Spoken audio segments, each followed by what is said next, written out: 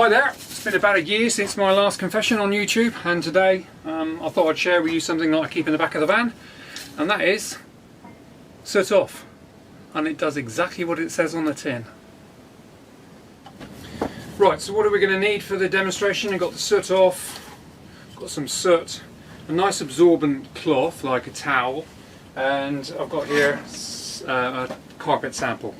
Nice beige colour, so that should give a really good demonstration for you today. Okay, so I'm in the workshop now, and I'm just going to show you how good this is at removing soot. Simulate a situation that may occur. So you've got some soot, and I'll just put a bit on the carpet there. Typical carpet that you might see in the average lounge, which is wool and polypropylene, 50% wool, and there's your soot problem. Okay. So the first thing you wouldn't want to do would be to have ground it in.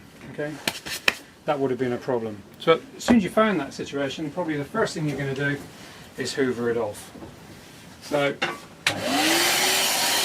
get the hoover on there, try and rub it in a bit. Put the hoover on there. You can still see we've got quite a major problem in a very light coloured carpet. So first thing I'm going to do, give it a nice light dusting, and then with a cloth I'm just going to turn it, and as you can see, removes quite a bit straight off. Spray some more,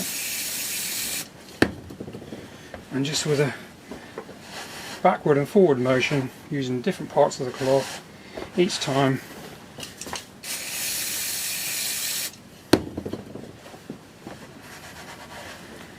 I'm going to turn it around. Using the knuckles here to get in deep to the pile, going both ways.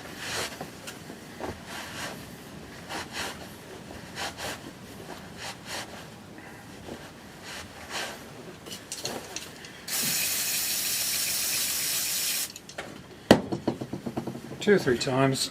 I'm just going to push down on it now. Give it a dab.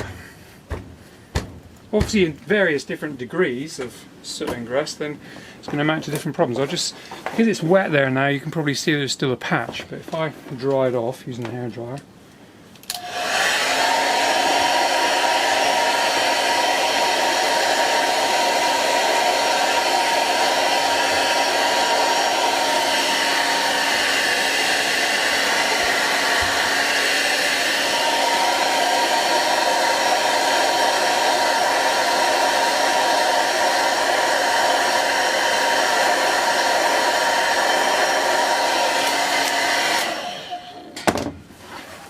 as you can see, if I was to turn it around all different ways,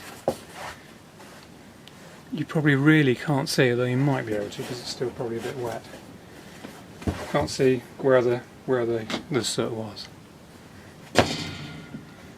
Another thing, situation you may find yourself in, here's a piece of Formica, but that could be a painted surround on somebody's fireplace. And as part of the service, when you're providing a service to the customer, you may paint somebody's stove. So let's simulate a problem where you may have masked off the stove, but oh dear, a bit of overspray went onto the customer's paintwork. Now that's another situation which could arise. Just bake it on. As you can see, normal paint. I've made a mark on there, it's dried off.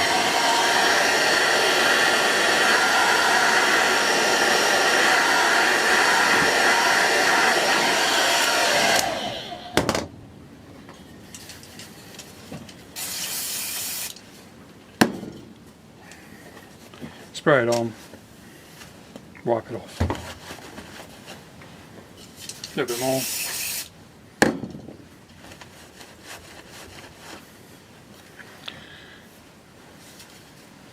Completely gone. Of course, another situation that may arise is that you might be, you know, when you're servicing somebody's stove, you might find that they've, you know, when you're greasing or servicing the moving parts on the stove, you might be finding yourself using some grease like this, some copper grease.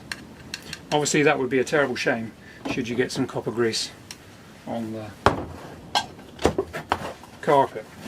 As you can see there, I've put the grease right there, and again probably going to want to try and remove it, so let's try and gently remove it. Obviously by doing that you've now pushed it right into the grain of the carpet. So once again, spray some straight onto it.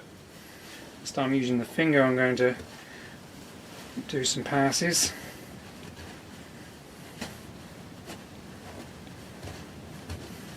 To try and concentrate the removal.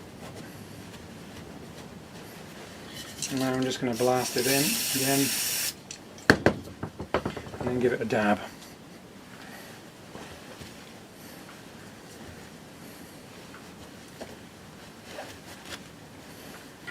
So what this is actually doing is removing grease.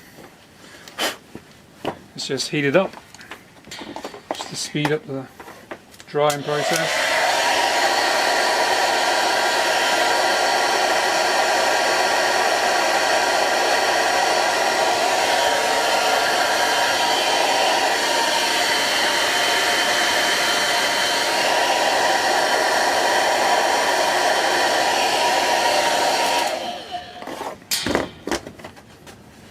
And there you go, disaster averted. No more grease on the carpet. So there's a couple of things that Soot Off is really good for. There's one more thing it does a really good job, and that's for cleaning tiled fireplaces, to take off the sheen so that you can stick a cloth to it. So I'll gather the video evidence and then post that online hopefully within a few weeks. In the meantime, can you guess what it is yet?